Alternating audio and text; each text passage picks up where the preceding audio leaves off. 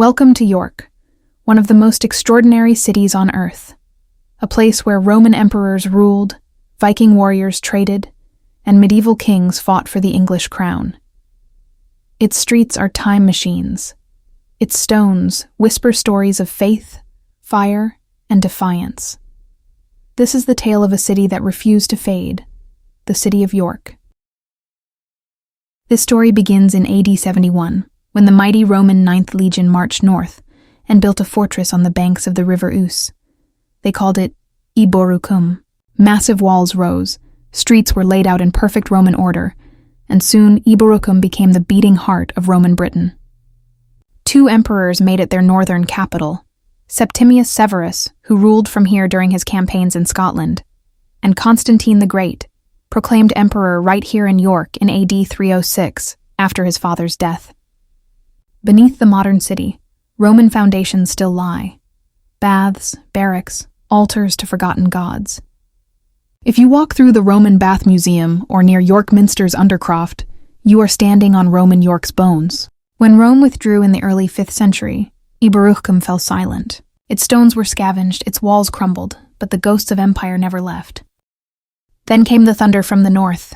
In 866, the great heathen army stormed the city, and York became Jorvik, the jewel of the Viking kingdom.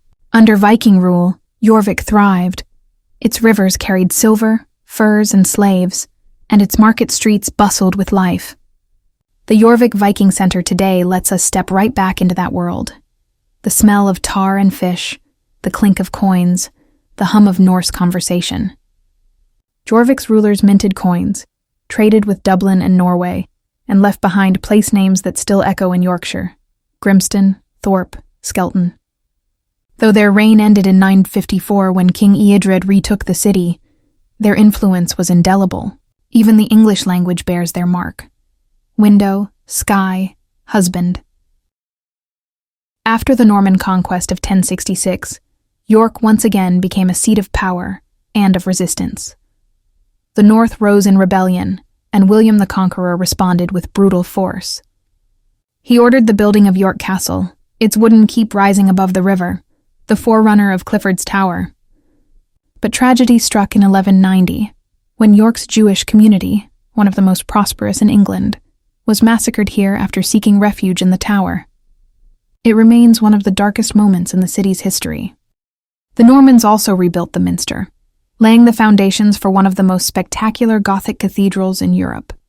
By the 13th century, York had become England's second city, rich, devout, and powerful. The Middle Ages were York's golden age. Its merchants grew wealthy from wool and trade, its guilds built grand halls, and its churchmen raised spires toward heaven. York Minster, begun in 1220 and completed over 250 years later, stands as the crowning glory of medieval architecture. Its great east window, the largest expanse of medieval stained glass in the world, tells the story of the beginning and end of time. Pilgrims flock to the shrine of St. William of York, and kings use the city as a base to govern the north.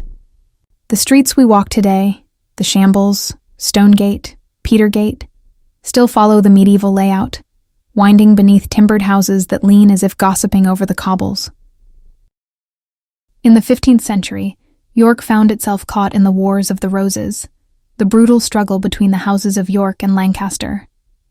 The white rose became the city's emblem, a symbol of loyalty and defiance. Later, during the English Civil War, York was besieged by parliamentarian forces in 1644. Royalist armies defended the walls until the Battle of Marston Moor turned the tide. Cannon fire echoed across the moats, but the walls held, and to this day they remain among the best preserved in Britain. By the 18th century, York had reinvented itself. Elegant Georgian houses lined new streets like the Crescent and St. Leonard's Place. It became a social capital for the North, a place of assemblies, fine gowns, and grand coaches. Then the Victorian age transformed it again. The arrival of the railways turned York into a transport powerhouse. The National Railway Museum now tells that story.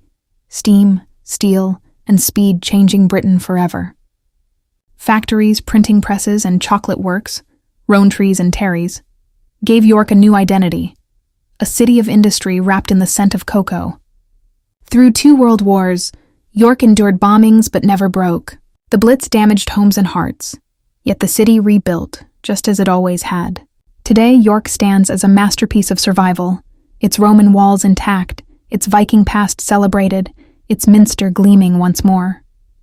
Walk the city walls, and you'll trace 2 millennia in a single circuit.